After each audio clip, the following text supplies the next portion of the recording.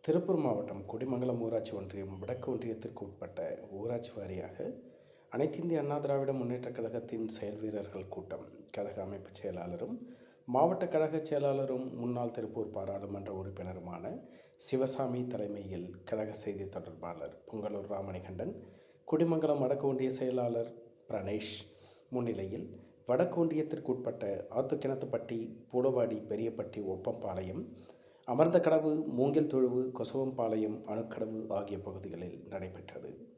கூட்டத்தில் உடுமலை நகர செயலாளர் எஸ்.எம். நாகராஜ், ஒன்றிய செயலாளர்கள் செல்வராஜ், அன்வர்ராஜன், கழகம் மற்றும் மாநில சார்பு அணி நிர்வாகிகள், மாவட்ட கழக நிர்வாகிகள், சார்பு அணி மாவட்ட செயலாளர்கள், நிர்வாகிகள், கிளைக்கழக செயலாளர்கள் திரளாக கலந்து கொண்டனர்.